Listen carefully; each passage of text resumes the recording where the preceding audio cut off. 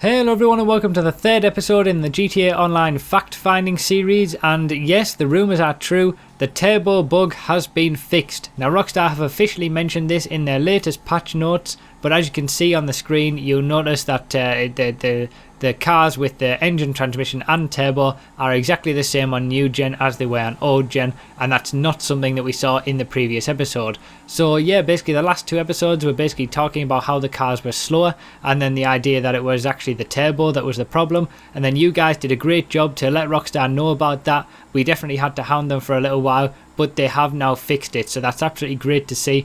Your cars will now go at the same speed as they did on previous gen. Now, just to go on that point, the cars are exactly the same as they are on previous gen. There are no changes between the generations of console.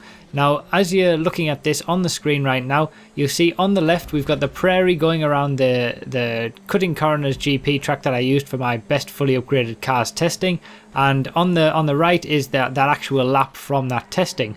So on the left you've got the 118.244, on the right a 118.150, as Nero's makes no difference, exactly the same, and it's absolutely spooky how close these laps are. You know, as you're watching it you'll see that they pretty much are exactly identical, and that's really strange to see just from a driving perspective as well, that I could even get them to be that consistent.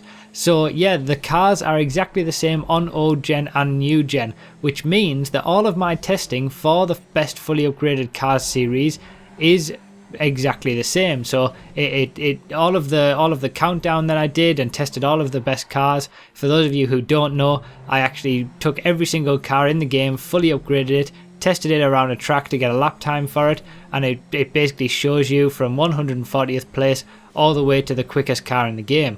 So that all applies to the new generation of games as well, which is, you know, I'm obviously extremely happy about that. That's great to see. And it means that I can continue that series as well.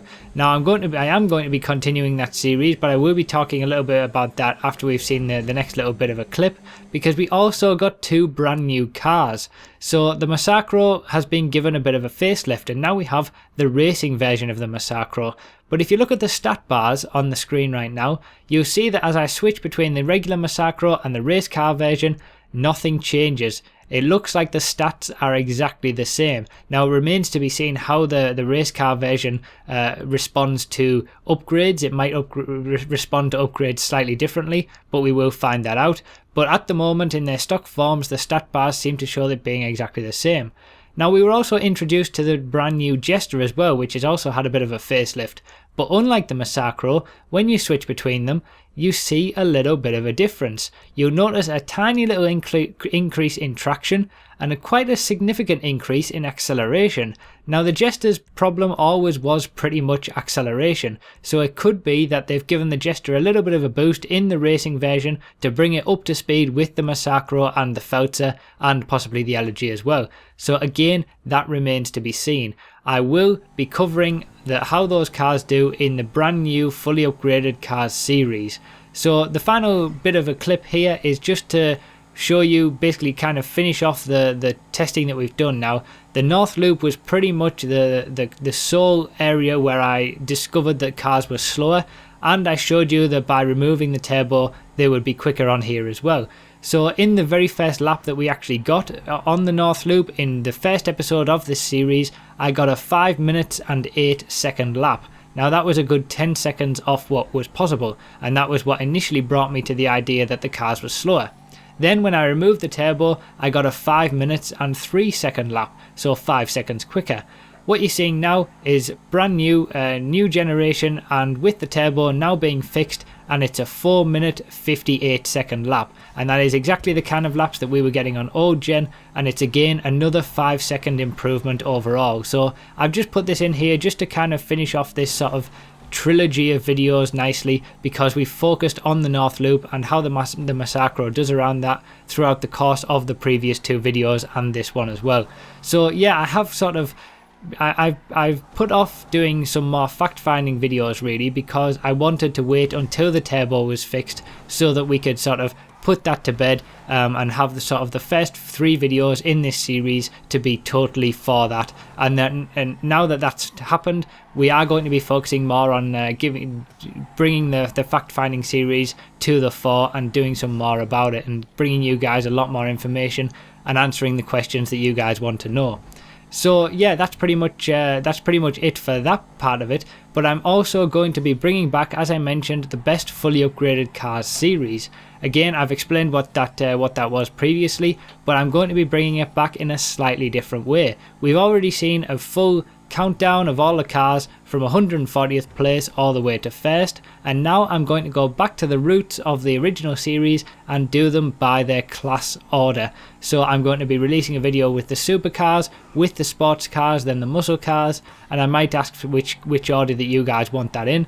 But I'm basically going to be doing that all over again. I'll be reusing the footage that I used for the original series, so it means that the lap times from the main countdown will still be the same. So it's not going to be a big surprise at all for anyone who's watched that. But it will also include all of the new cars as well. So the new Massacro, the new Jester, and obviously the Dukes and all of the Stallion, all of those cars that came from new gen as well. I will test those fully upgraded and see how they do against their counterparts now that the turbo is fixed, and we can confirm that all cars are exactly the same as they were on old gen. I can now do that and give you guys some interesting results and hopefully give you guys some interesting videos as well. I'm really excited to do that, and I hope that you guys will be patiently waiting for those videos to come out.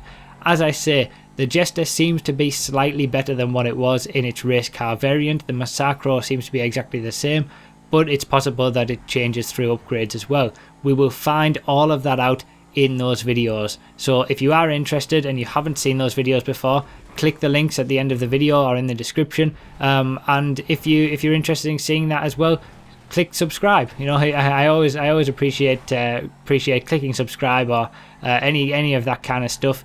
Yeah, I hope my content is continuing to be the best that it can be, and I hope that this fact-finding series will give you guys some really interesting results as well. I have a lot of ideas for it, and now that the turbo has been fixed, I can continue with this series and the best fully upgraded cars series as well. So yeah, I hope that you guys are happy about the turbo being fixed. Let me know in the comments that if you are now feeling that your cars are a lot better. The one disappointment is that the turbo hasn't actually been discounted, so you don't actually get any kind of if you took the turbo off your car to be quicker, you're going to have to pay full price to get that back on again, which is a bit of a disappointment. But if you did leave the turbo on your car, then it will give you the benefit again. You don't need to remove it and then re-add it or anything like that. It's just been completely fixed. So it's good to see that Rockstar have fixed it. Thank you guys for all the support of being able to actually contact them and make them aware of this. It's really nice to sort of have been the one who pushed for that and really got the community together to let Rockstar know about that, and now we see an official fix as well. So yeah, there will be a lot more videos coming over the Christmas period with the best fully upgraded car stuff, and I'll do a couple of discussion videos about the update as well, and we'll also get to see how the new race cars do. But until then, I just want to say thank you all so much for your support. As always, be sure to leave a like and subscribe and all that good stuff if you enjoyed, and I'll see you next time.